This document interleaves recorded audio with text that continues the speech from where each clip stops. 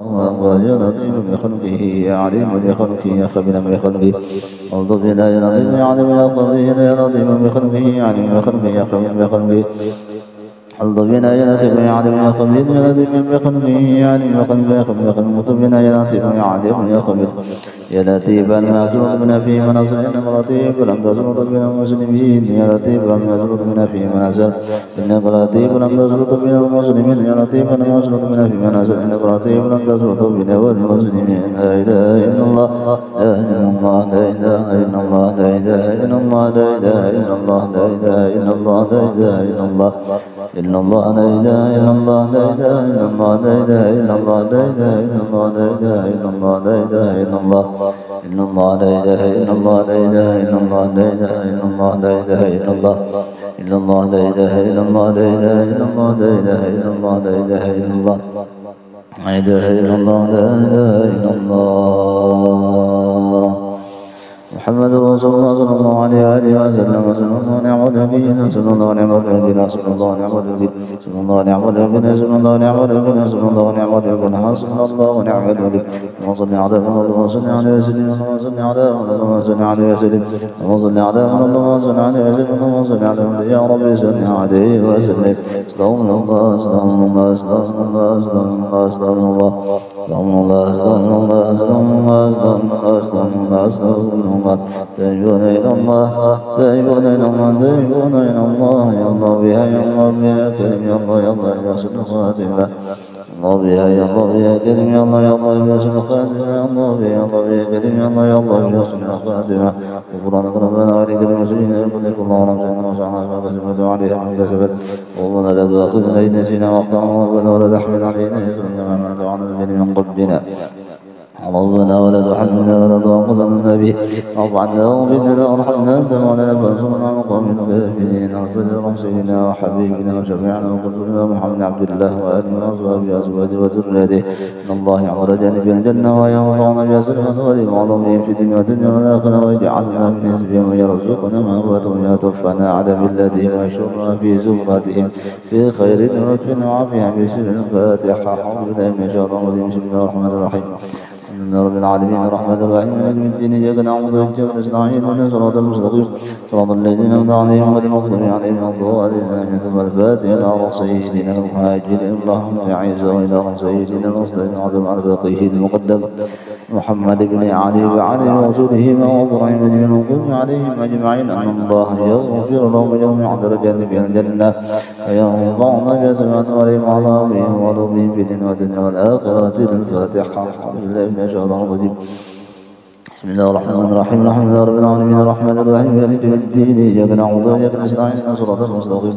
صراط الذين أنعمت عليهم غير المغضوب عليهم ولا الضالين آمين الفاتحة روح سيدنا ثم إلى روح سيدنا وحبيبنا وربنا وصاحب الرادب قطب الأنفاس الحبيبة ولد الرحمن العطاس إلى روح شيخ عبد النبي ثم إلى روح الحبيب عبد الرحمن بن عبد العطاس ثم إلى روح الحبيب حسين بن عمر العطاس وإخوانه ثم إلى روح عبد الله وصالح بن عبد الرحمن العطاس ثم إلى روح الحبيب علي بن عبد العطاس ثم إلى روح الحبيب أحمد بن حسن العطاس وصولهم وإبراهيم بن نقوه عليهم أجمعين أن الله يغفر لهم يوم يعذر جن في الجنة وينفعهم ويسأل عن وعليهم وعليهم ونفعني في الدنيا والدنيا والآخرة الفاتحة أعوذ بالله من الشيطان الرجيم بسم الله الرحمن الرحيم الحمد لله رب العالمين الرحمن الرحيم مالك يوم الدين إياك نعبد وإياك نستعين اهدنا الصراط المستقيم صراط الذين أنعمت عليهم غير المغضوب عليهم ولا الضالين آمين الله لا إله إلا هو الحي القيوم لا تأخذه سنة ولا نوم له ما في السماوات وما في الأرض من ذا الذي يشفع عنده إلا بإذنه يعلم بين أيديهم وخلفهم ولا يحيطون بشيء من علمه إلا بما شاء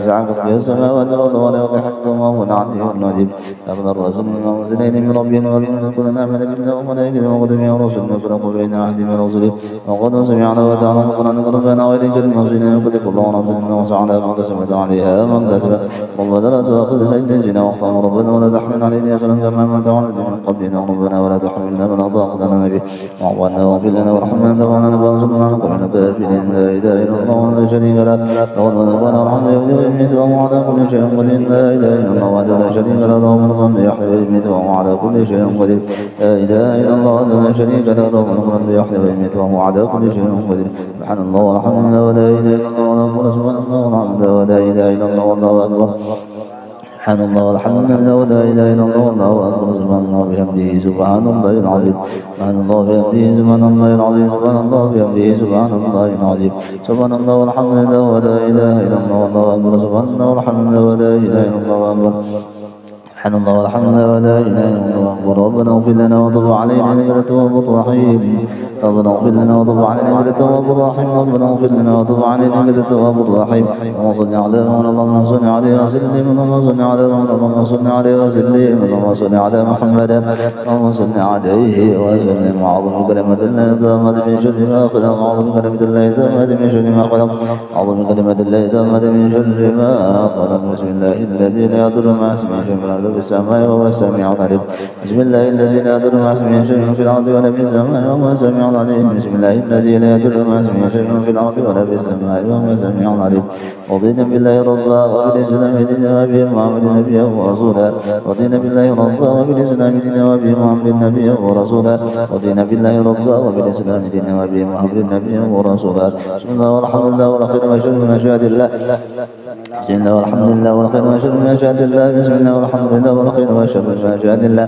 آمنا بالله ومن الآخر توبنا إلى الله باطنا وظاهرا آمنا بالله واليوم الآخر توبنا إلى الله باطنا وظاهرا آمنا بالله واليوم الآخر توبنا إلى الله باطنا وظاهرا يا ربنا واعف عنا أم الذي كان منا يا ربنا واعف عنا أم الذي كان منا يا ربنا واعف عنا أم الذي كان منا يا ذا الجلال والإكرام عمتنا على دين الإسلام يا ذا الجلال والإكرام عمتنا على دين الإسلام يا ذا الجلال والإكرام عمتنا على دين الإسلام يا ذا الجلال والإكرام عمتنا على دين الإسلام يا ذا الجلال والإكرام عمتنا على دين الإسلام يا ذا الجلال والإكرام عمتنا على دين الإسلام يا ذا الجلال والإكرام عمتنا على دين الإسلام يا قوي يا متين في شر الظالمين يا قوي يا متين في شر الظالمين يا قوي يا متين في شر الظالمين أصنع الله للمسلمين صرف الله شر المؤذين صلى الله على المسلمين صرف الله شر المؤذين صلى الله على المسلمين صرف الله شر المؤذين يا عليم يا كبير يا عليم يا قدير يا سميع يا بصير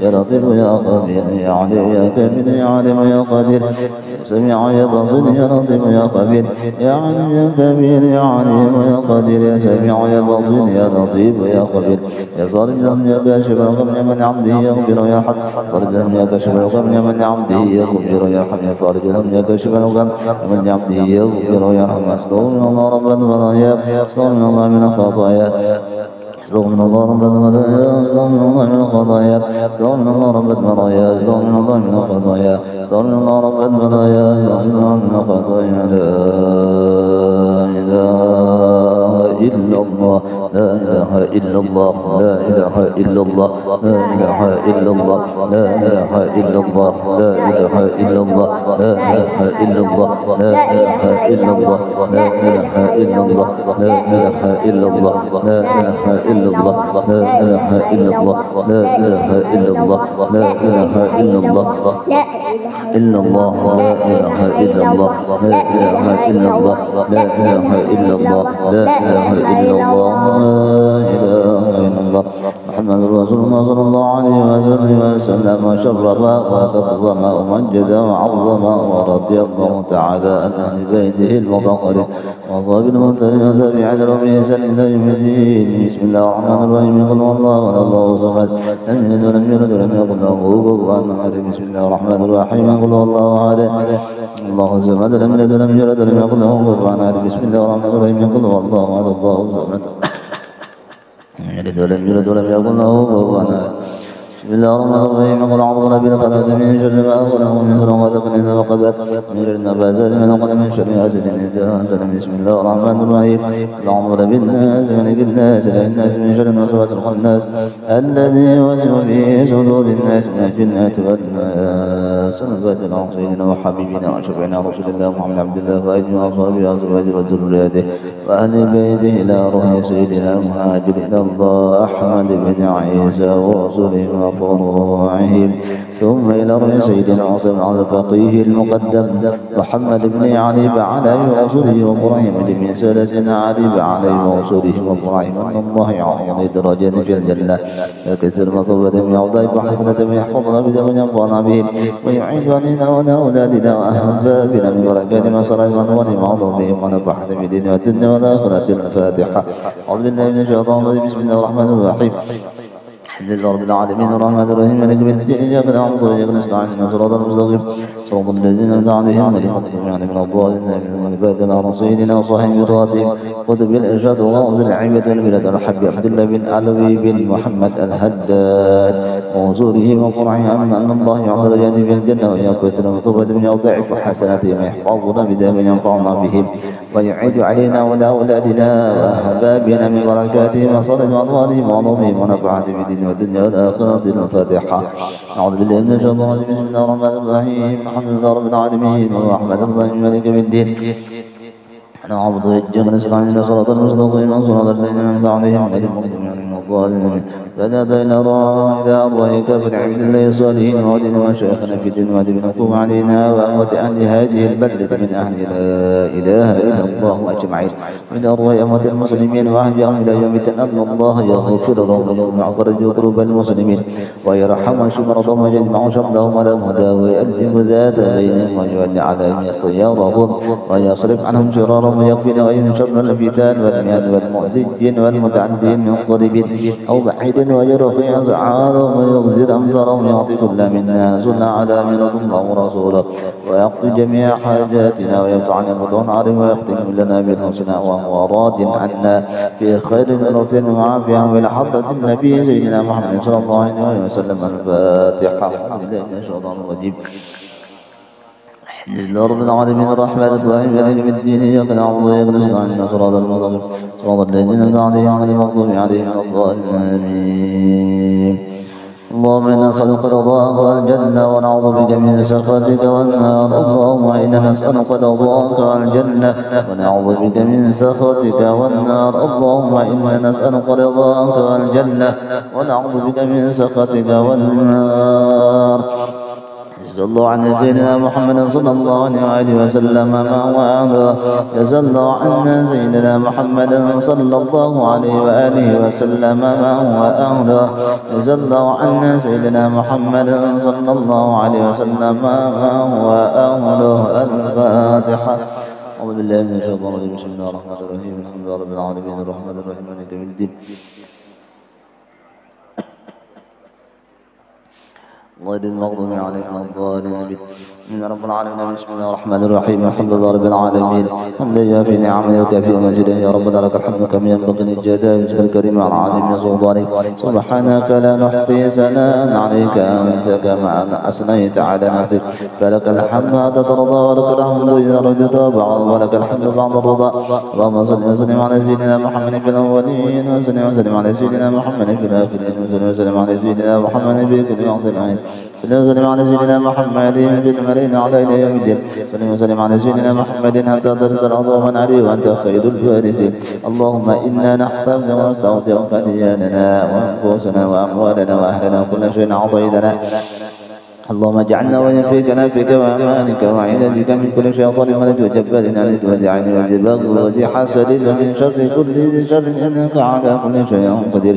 اللهم جملنا بالعافية والسلامة وحققنا بالتقوى والاستقامة وعدنا من موجبة الندامة في الحال والمال إنك سميع الدعاء. وصل اللهم بجلالك وجمالك على سيدنا محمد وعلى آله وصحبه أجمعين وارزقنا كما مطمعتنا الظاهر والباطن يا أرحم الراحمين. بفضل سبحان ربك رب العزة عما يصفون وسلام على المرسلين والحمد لله رب العالمين.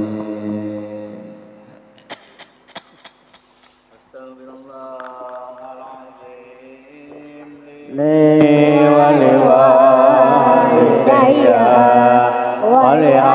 ولأصحاب الحقوق الواجبة علي ولجميع المسلمين والمسلمات والمؤمنين والمؤمنات الأحياء منهم والأموات Astaghfirullahal azim li wa liwalidayya wa li ashabil huquqil wajibati alayya wa li jami'il muslimin wal muslimat wal mu'minin wal mu'minat al-ahya'i minhum wal amwat. Astaghfirullahal azim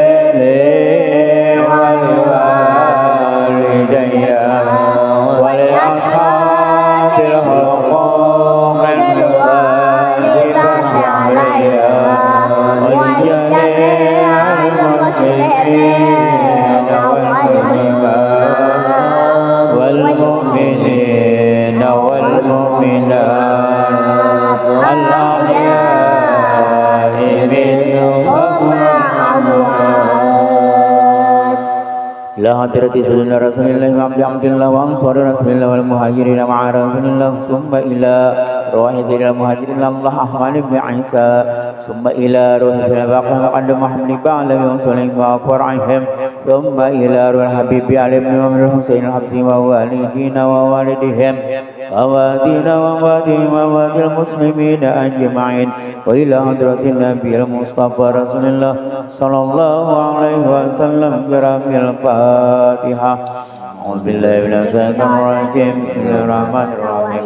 Alhamdulillahi rabbil alamin arrahmanir rahim maliki yaumiddin. Iyyaka na'budu wa iyyaka nasta'in ihdinas mustaqim shiratal ladzina an'amta 'alaihim ghairil maghdubi 'alaihim waladdallin. Amin. Faya ayyuharrajuna minhu safa'atan sallu alaihi wa sallimu taslima. Allahumma salli wa sallim wa barik alaihi wa ala. Faya ayyuhal musaffuna ila ruya jamali sallu alaihi wa sallimu taslima. Allahumma salli wa sallim wa barik alaihi wa ala. Ya qayyum sallahu yaqzatan wa manama sallu alaihi wa sallimu taslima. Allahumma salli wa sallim wa barik alaihi wa ala. Jannatu na'imuha sa'dun liman yusalli wa yusallim wa yubarik alaihi. Allahumma salli wa sallim wa barik alaihi wa ala. Ya Rabbi salli ala Muhammad asra fi badrin fil kawni asraqa. Ya Rabbi salli ala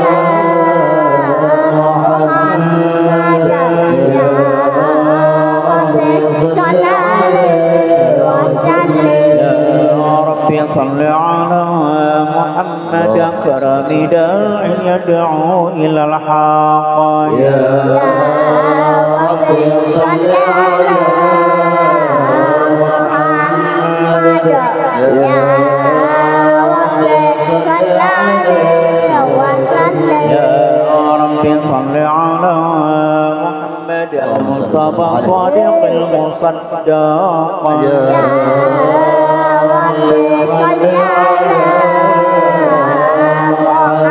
محمد يا ربي صل عليه وسلم. يا ربي صل على محمد أهل صدقا وأصداقا. يا ربي صل على محمد يا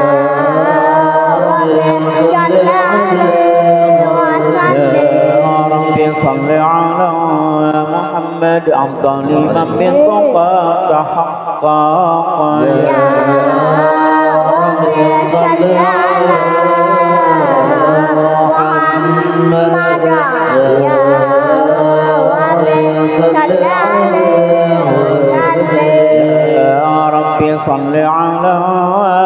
محمد من بالسخاء والوفاء تخلقا يا ربي صل على محمد يا ربي صل عليه وسلم يا ربي صل على محمد واجمع من الشمل ما تفرق يا ربي صل على محمد يا ربي صل عليه وسلم يا ربي صل على محمد وافتح من الخير كل مغلق يا ربي صل على محمد يا ربي صل عليه يا ربي صل على محمد وعلى ومن بالنبي تعلق يا ربي صل على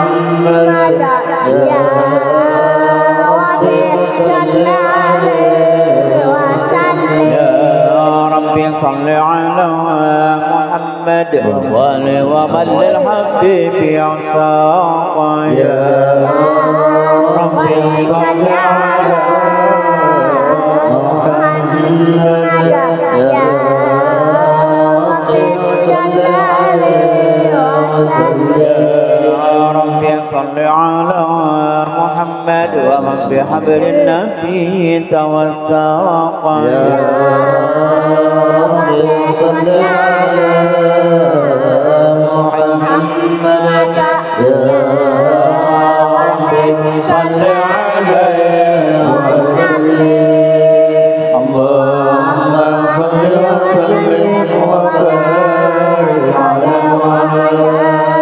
أعوذ بالله من الشيطان الرجيم. لقد جاءكم رسول من أنفسكم عزيز عليه ما عنتم حريص عليكم بالمؤمنين رؤوف رحيم. إن تولوا فقل حسبي الله لا إله إلا هو عليه توكلت وهو رب العرش العظيم.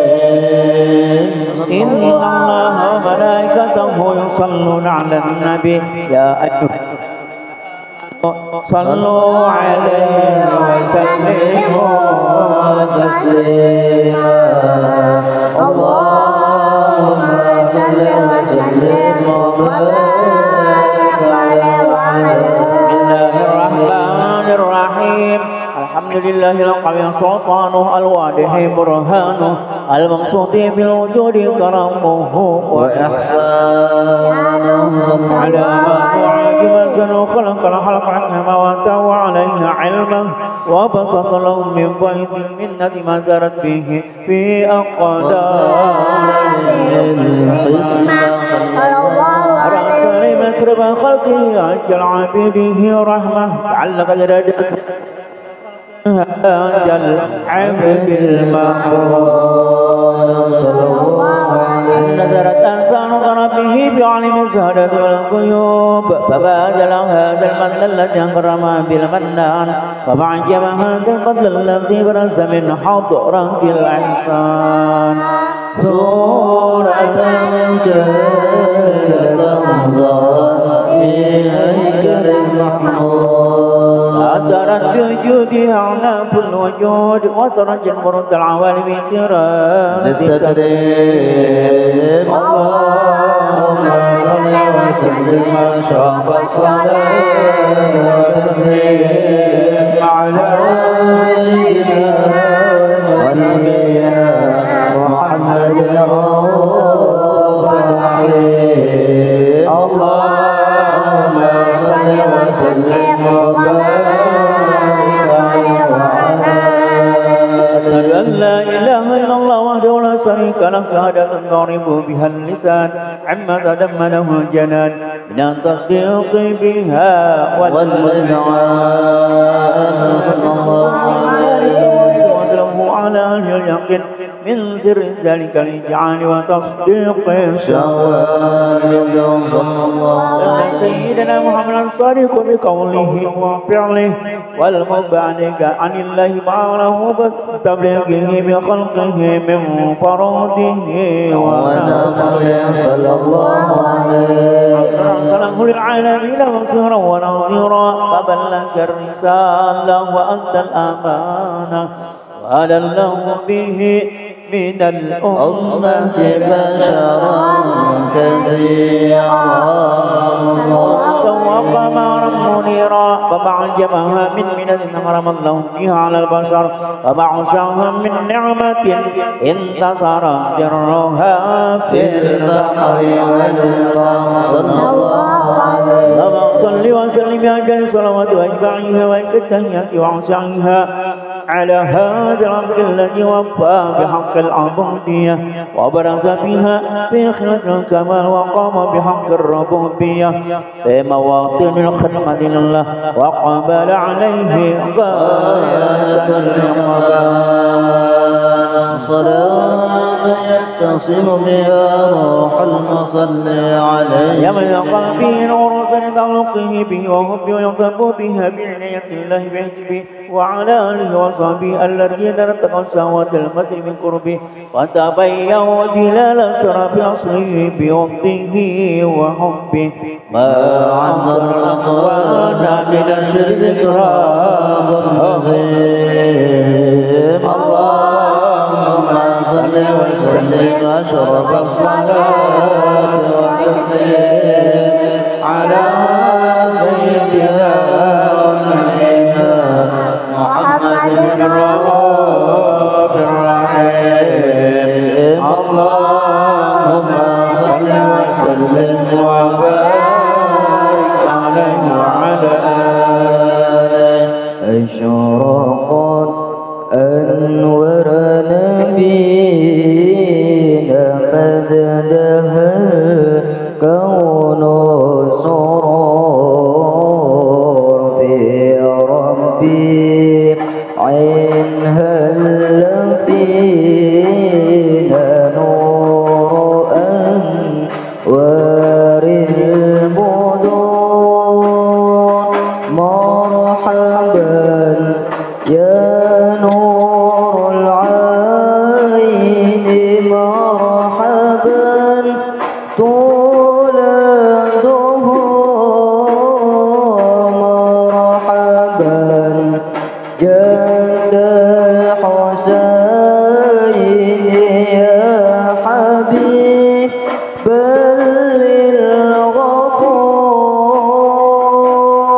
للغفور أنت شمس أنت قمر أنت شمس أنت قمر أنت نور فوق نور أنت نور فوق نور أشرقت أنوار نبينا بدها كون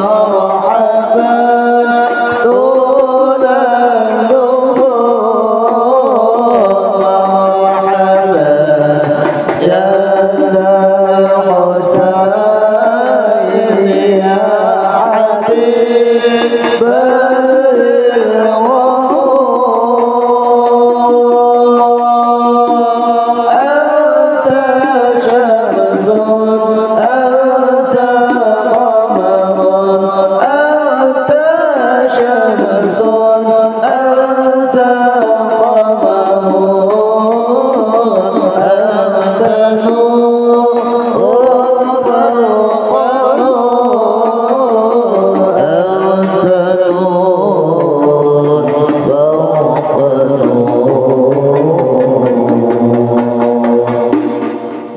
وصل وسلم وبارك على محمد.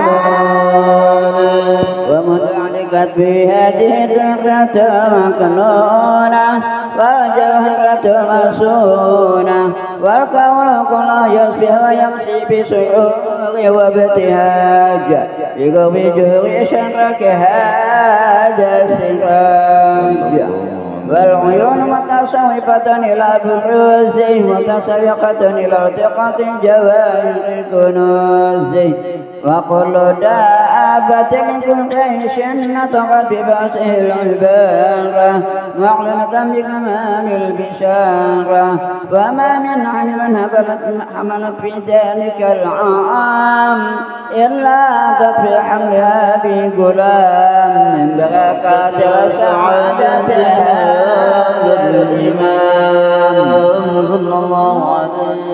ولن تزل الأرض والسماوات متدمخة بعتق الفرح بملاقاة أشرف البريات وبعوزه من عالم الخفاء إلى عالم الزهور بعد تنقله بالبطون والزهور فأسر الله في الوجود بهجة التكريم وبسط في العالم الكبير ميدة التشريف والتعظيم ببروز هذا البشر الكريم. اللهم صل وسلم واشرف الصلاة وتسليم على سيدنا ونبينا محمد الرؤوف الرحيم. اللهم صل وسلم وبارك على محمد.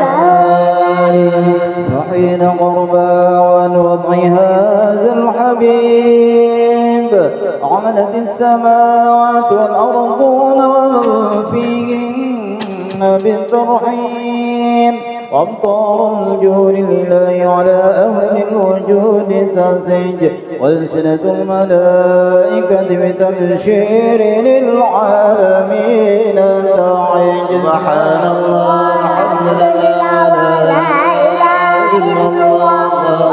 سبحان الله الحمد لله لا إله إلا الله أكبر. سبحان الله الحمد لله لا إله إلا الله أكبر. والقدرة خشبت قناعها المستور ليبرز نوره كاملا في عالم الزور نورا فاق كل نور. صلى الله على من أتم الله عليه النعمة من خاص الأمة أن يحضر عند وضعه أمة دانسا لجناب المسعود ومشاركة الأنبياء سماق الممنون. صلى الله عليه. فحضرت بتوفيق الله سيدة مريم وسيدة آسيا ومعهما من الحور العين من قسم الله له من الشرف بالقسمة الوافية فأنت الوقت الذي رتب الله على حضور وجود هذا المولود فانفلق صبح الكمال من النور عن عمود وبرز العامل المحمود مذعنا لله بالتعظيم والسجود. صلى الله على محمد. صلى الله عليه وسلم. صلى الله على محمد. صلى الله عليه وسلم. صلى الله على محمد. يا ربي صل وسلم. أشرق الكون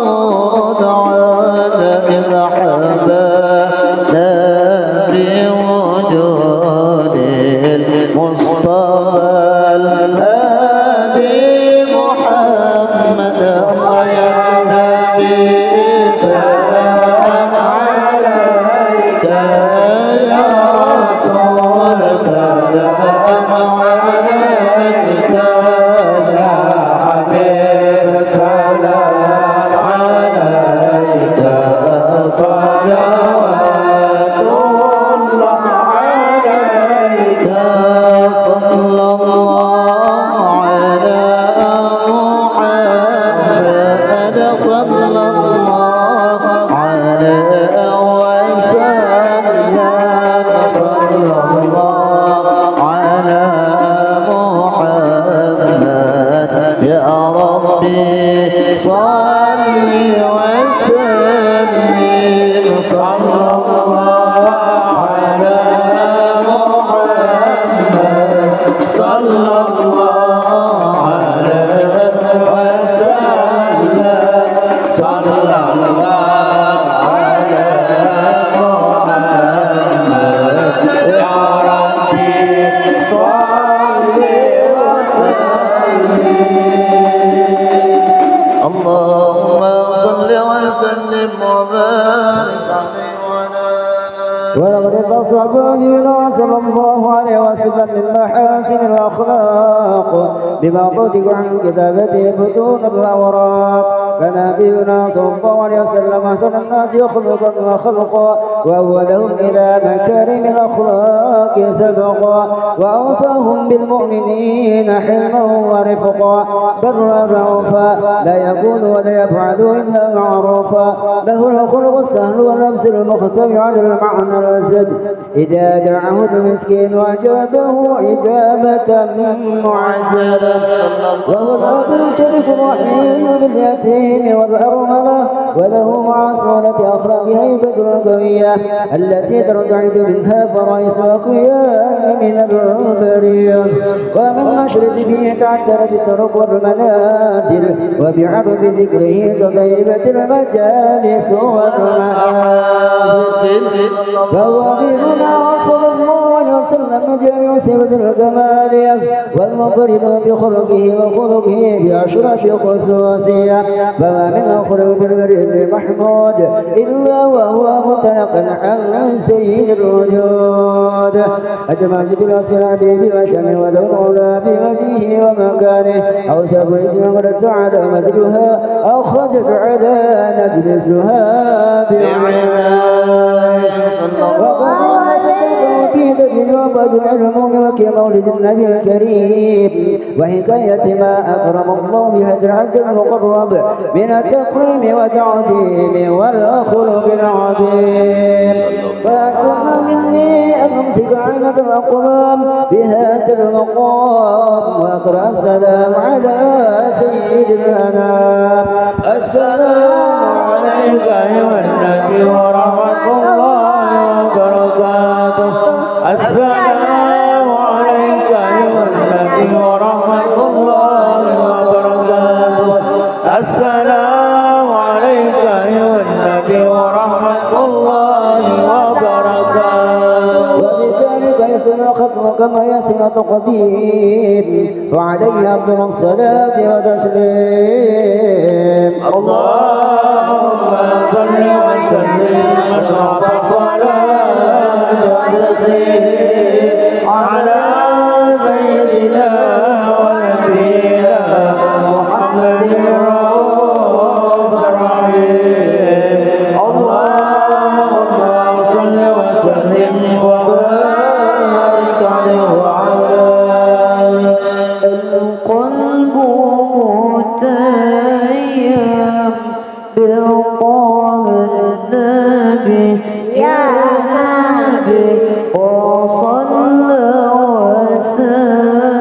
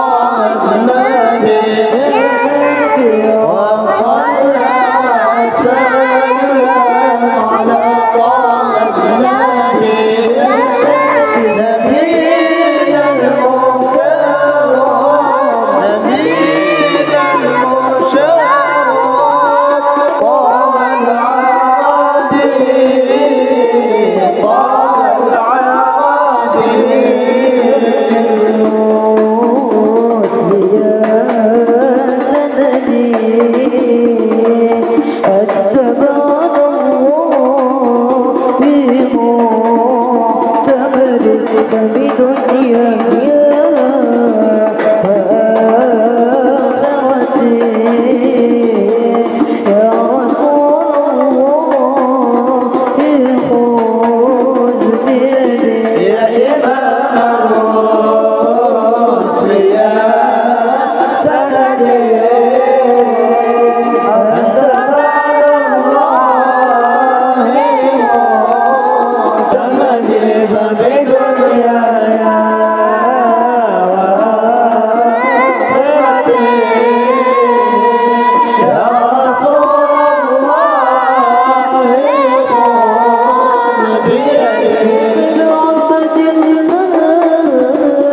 يا أملي يا ملاذ الخائفين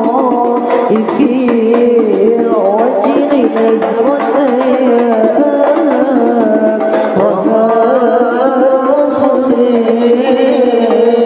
وبغوث القبول الذي أقدم يا إمام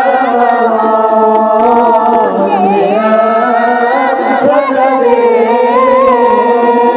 أنت بعد الله معتمد بدنيا وآخرتي يا رسول الله خذ بيدي اللهم صل وسلم وبارك عليه وعلى آله. آمين آمين. بسم الله الرحمن الرحيم. اللهم صل وسلم على سيدنا محمد في الأولين وسلم على سيدنا محمد في الآخرين. ولما نظر في قرب دار العصاة محمد عقودا توجهت إلى الله متوسلا بسيدي وحبيبي محمد صلى الله عليه وسلم أن يجزي بي مشكورا وفي به محمودا ويكفي عملي في عمل مقبولا وتوجهي في توجه خالصة وسيلة وموصولة. اللهم يا من إليه إن تتوجه عمل فضعه ظافرة وعلى بمرحله فتغشاها من بيوت الغامرة نتوجه إليك بأشرف وسائل يديك سيدنا مرسلين عبدك الصادق الأمين سيدنا محمد الذي أما رسالة العالمين أن تصلي وتسلم على تزة الكاملة مستودع أمانتك وفي سرك وحامل راية دعوتك الساملة الأقبل الأكبر المحبوب ومحاصر بشرف أغفر في كل موطي من موطي قرب ومضر وزهم ذلك في عبادك وسكي إرسالك لأهل ودادك سيد الكونين واصرف الثقلين المحبوب الخالص المصوم منك بأجال الأصائد. اللهم صل وسلم عليه وعلى آله وأصحابه وعلى عدد احترام الأحباب. اللهم إنا تقدم إليك هذا النبي الكريم ونتوسل إليك بشرف المقام العظيم أن تلاحظ بحلقتنا وسكتنا بعنايتك وأن تحفظنا في جميع أطوارنا وذروتنا من جميع آياتك واسع وقاياتك وأن تبلغنا من شرف قرب إليك وإليك هذا الحبيب من الحاضرين وفي طغاه وتقبل منا ما طابقنا فيه من نيتنا وأعمالنا وتجعل في حضرة الحبيب من الحاضرين وفي طغائك اتباعه من السالكين ولحقك وحق من المعدين ولأهلك من الحافظين. اللهم إنا لنا أطماعا في رحمتك أوسط فلا تهرمنا وجنونا جميلة هي وسيلة إليك فلا تهيبنا.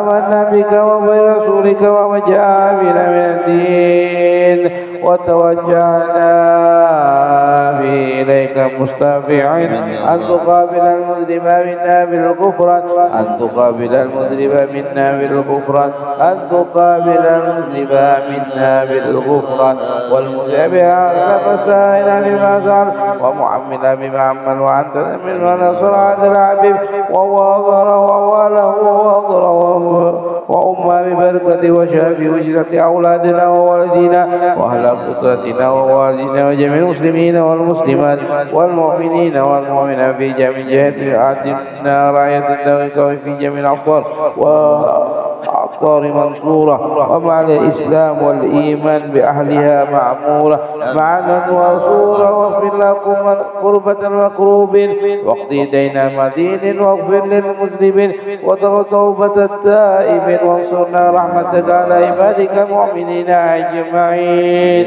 واغفر شر معتد والظالم وافتنا عدلا بولد الحق من جميع نوار الأبطار وإذهم بتأييد عندك ونصر على معاهدي من المنافقين والكفار واجعلنا يا رب في الحسن جميع البلايا واجعلنا يا رب في الحسن حسن جميع البلايا واجعلنا يا رب في الحسن حسن جميع البلايا وبحفظك من الذنوب والخطايا وعدمنا في عمل بطاعتك وسلك في ذمة قائم وإن توفيتنا فتوفنا مسلمين مؤمنين واختم لنا منك بخيرك أجمعين وصلى الله وسلم على سيدنا وعلى آله وصحبه ومن إليه منسوب وآخر دعوانا الحمد لله رب العالمين. الفاتحة. أعوذ بالله من الشيطان الرجيم. بسم الله. الحمد لله رب العالمين الرحمن الرحيم. إياك نعبد وإياك نستعين اهدنا الصراط المستقيم صراط الذين أنعمت عليهم غير المغضوب عليهم ولا الضالين. آمين.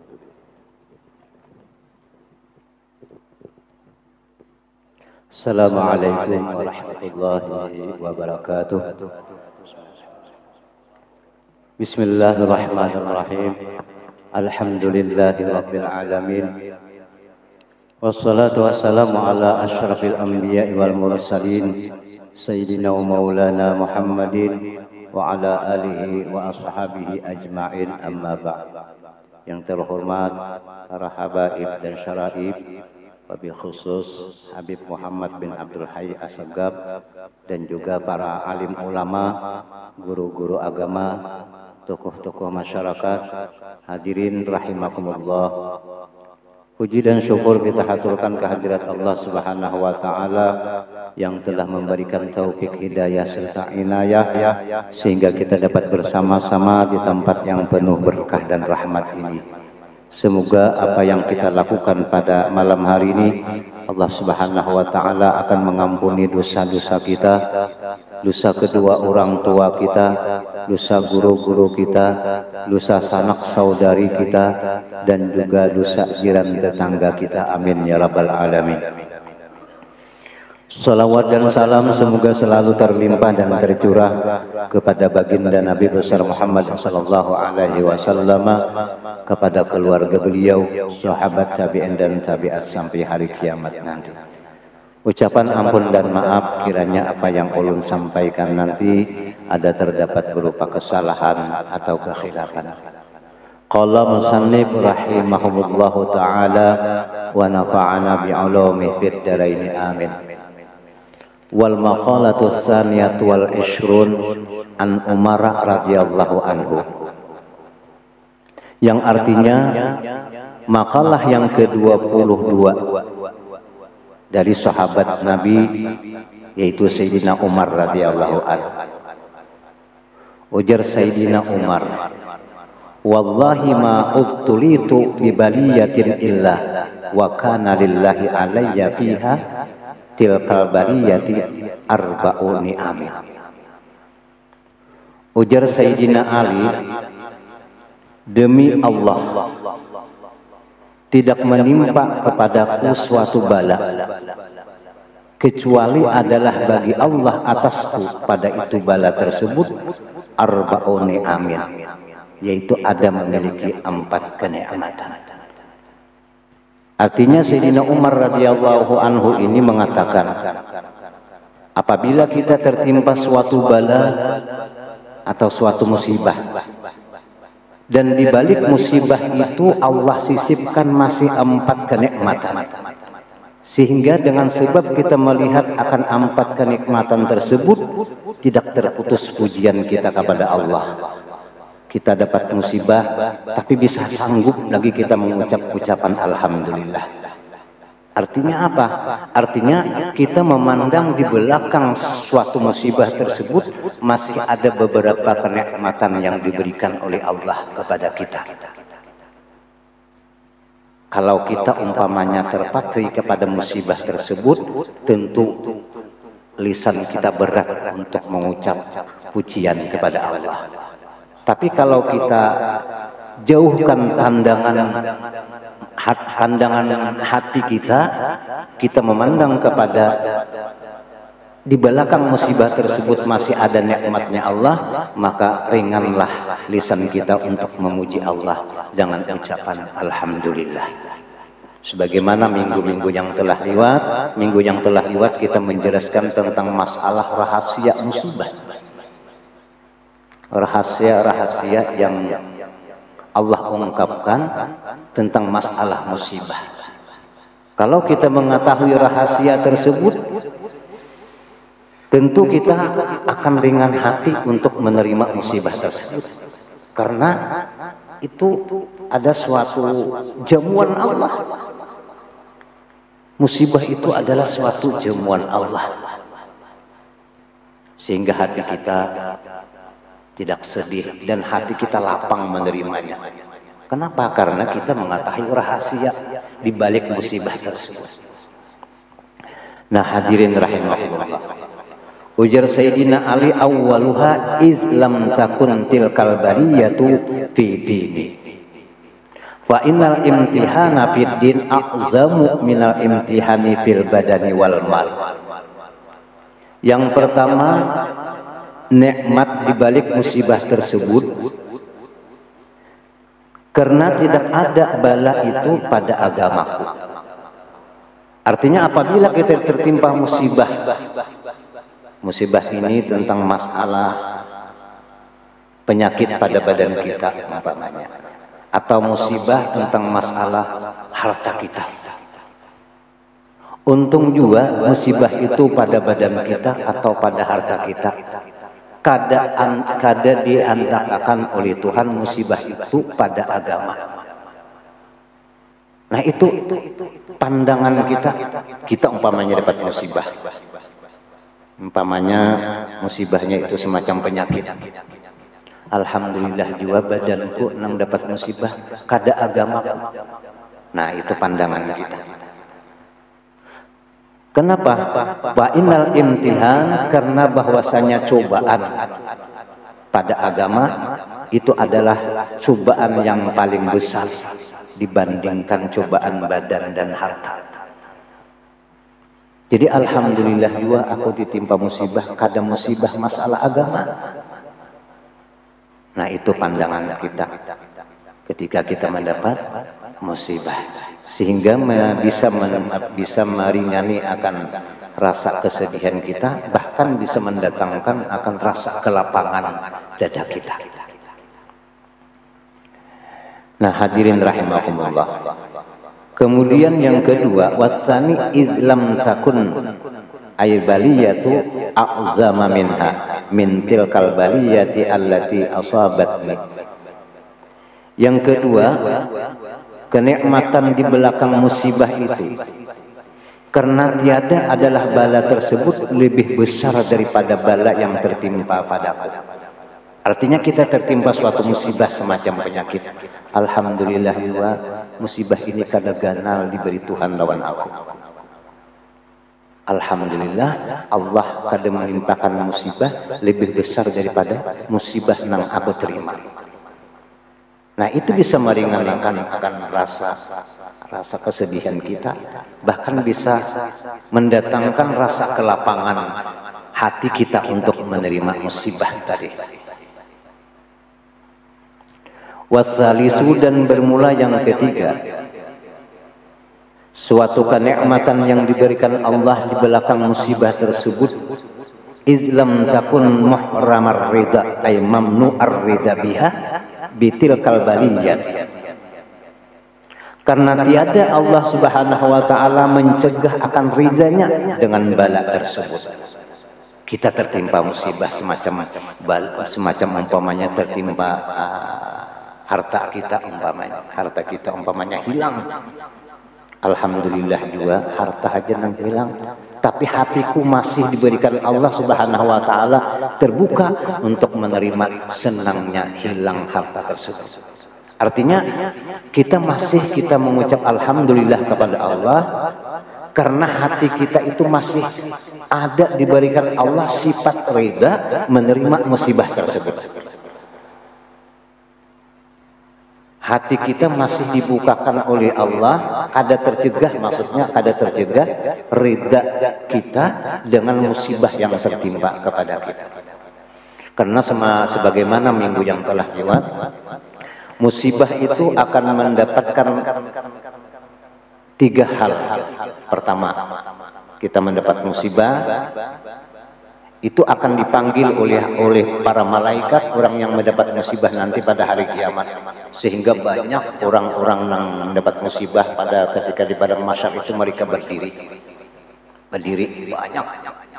Namun dibatasi oleh malaikat orang-orang yang mendapat musibah tersebut yang bisa dipanggil.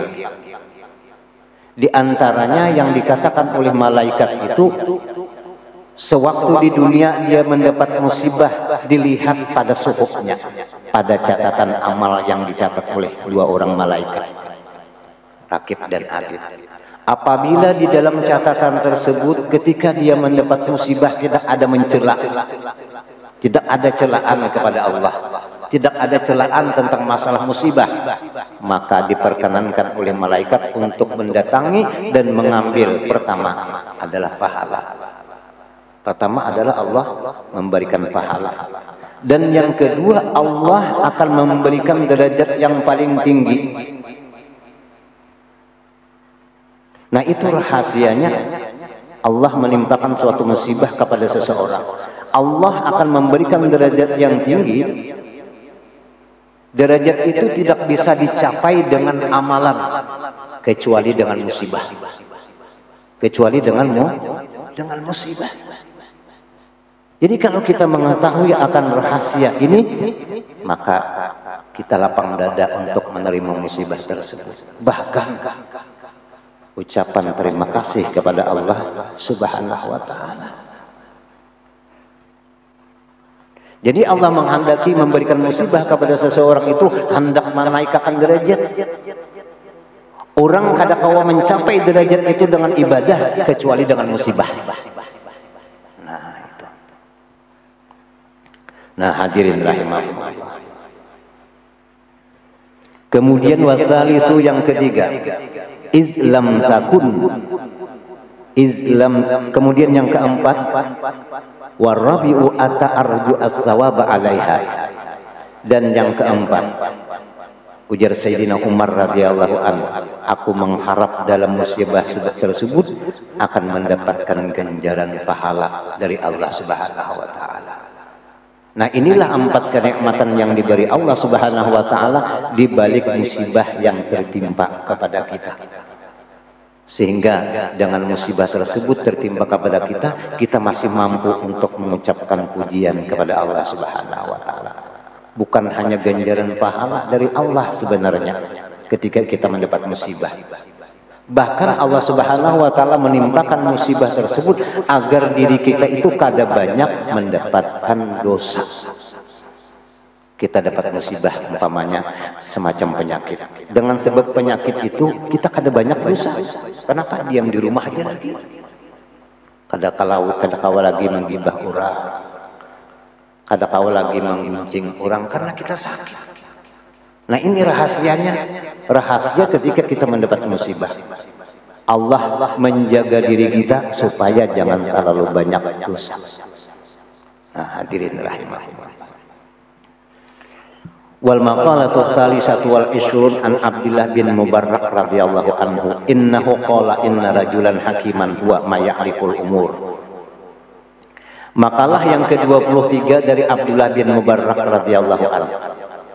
Sesungguhnya Abdullah bin Mubarrak beliau berkata, ujar Abdullah bin Mubarrak, sesungguhnya ada seorang laki-laki yang bijak.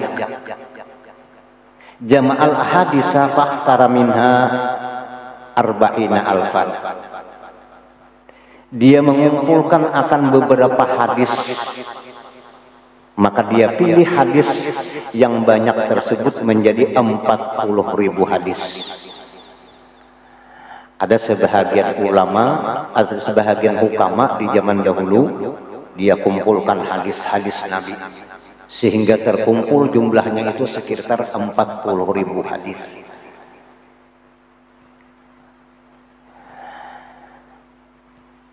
Summa ikhtara arba'ata alafin. Sesudah terkumpul 40 hadis tersebut, kemudian disaring lagi 40.000 hadis tadi menjadi 4.000 hadis. Asalnya 40.000 hadis, kemudian disaring menjadi 4.000 hadis. Summa ikhtara minha ay al-arba'atu alfin arba'ami'atin. Kemudian dipilih lagi oleh hukama tersebut hadis yang 4.000 tersebut menjadi 400 hadis.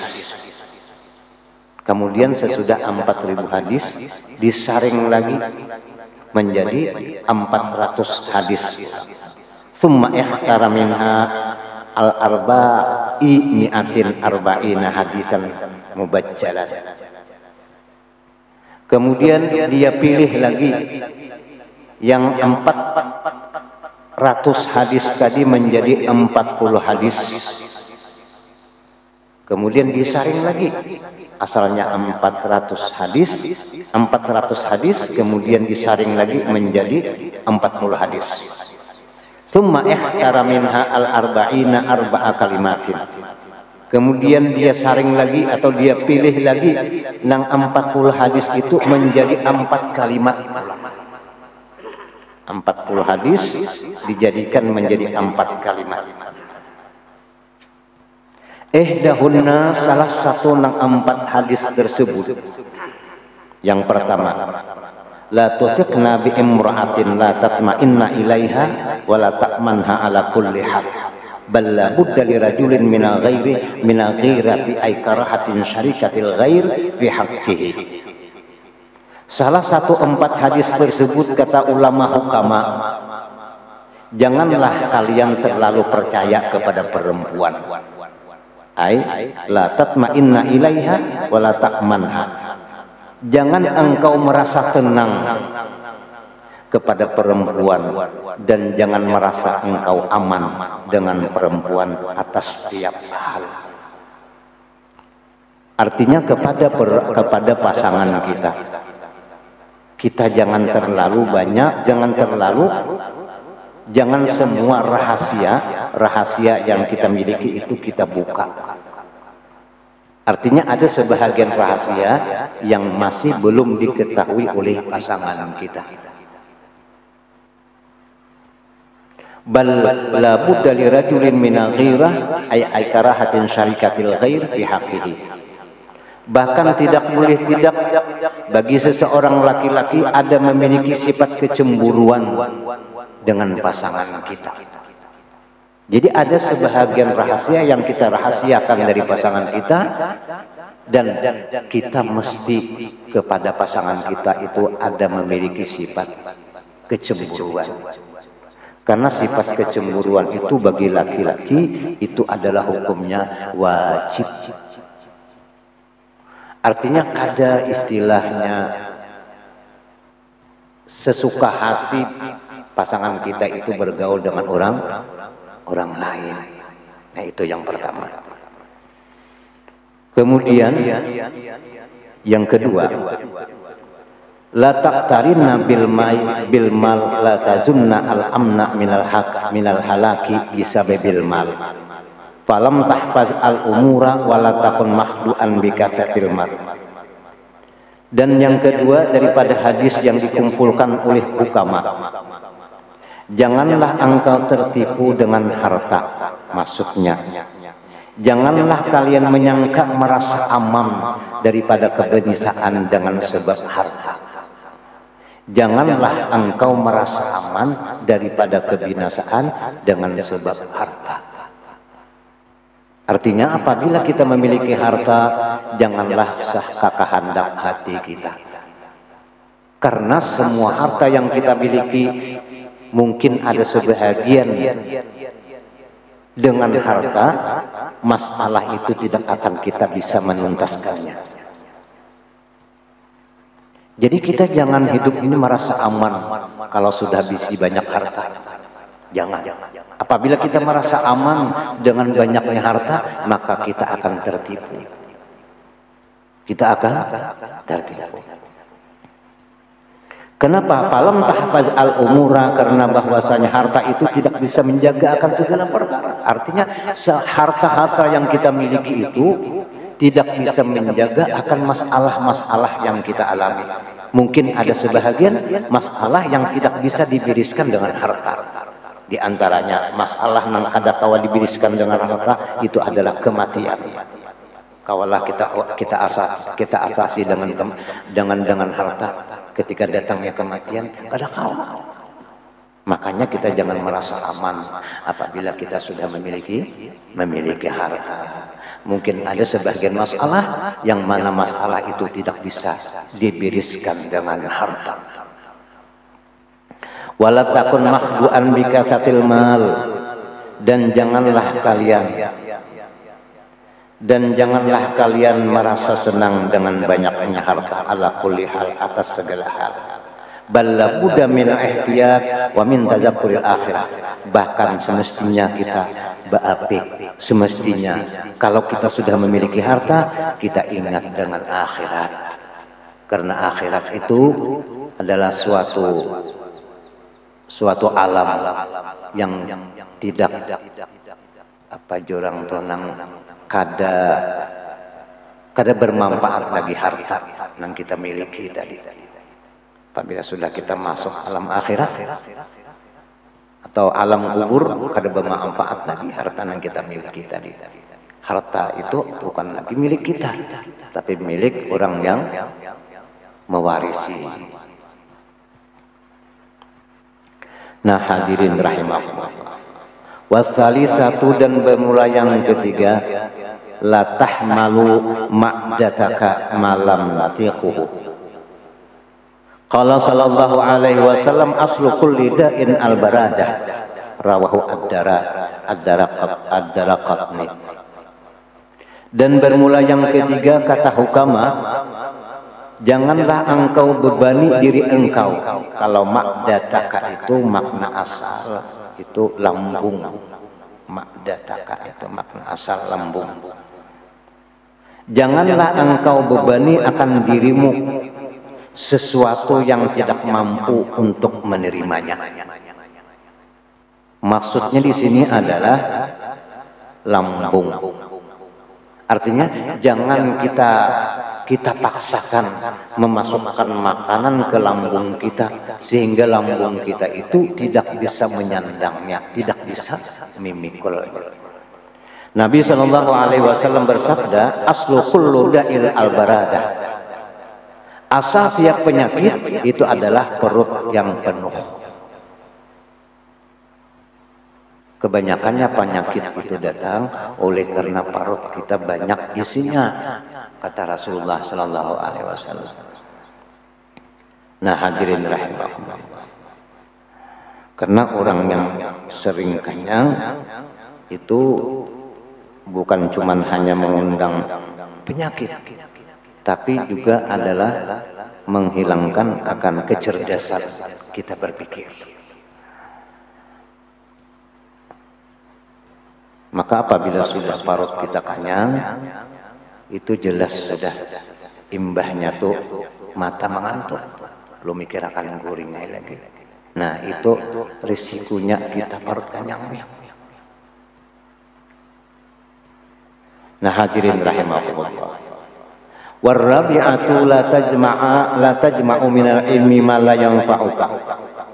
Dan bermula yang keempat, kata hukama, janganlah engkau mengumpulkan daripada ilmu selama janganlah engkau mengumpulkan daripada ilmu sesuatu yang tidak bermanfaat kepada engkau.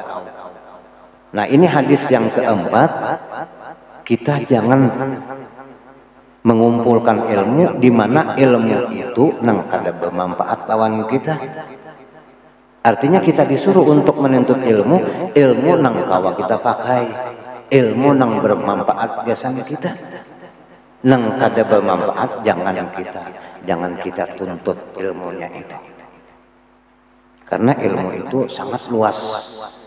Tapi nang disuruh itu adalah ilmu yang bermanfaat untuk kita. Wabil khusus ilmu tentang masalah kita beribadah.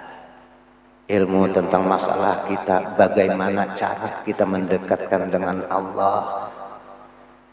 Ilmu tentang masalah bagaimana kita ma'rifah dengan Allah. Itu adalah ilmu yang bermanfaat, yang bisa memotivasi diri kita, mendorong diri kita untuk kuat melakukan ibadah. Qala rajulun li Abi Hurairah radhiyallahu anhu inni uridu an anta'allumal ilma wa akhafu an adja'ahu. Telah berkata seorang laki-laki kepada Abu Hurairah radhiyallahu anhu, aku ingin bahwasanya belajar ilmu, namun aku takut ilmu yang aku belajar itu menjadi sia-sia. Nah, ini ada seorang laki-laki berucap kepada kepada Abu Hurairah. Sebenarnya aku ingin menuntut ilmu, cuman aku takutan kalau ilmu yang aku tuntut itu sia-sia. Kalau ilmu yang aku tuntut itu kada ku amalkan.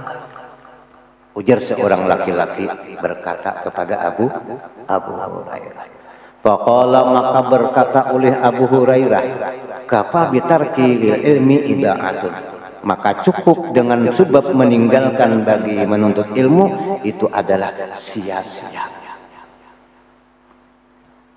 Artinya apabila seseorang itu tidak menuntut ilmu, maka seseorang itu adalah menyia-nyiakan ilmu, kata Abu Hurairah.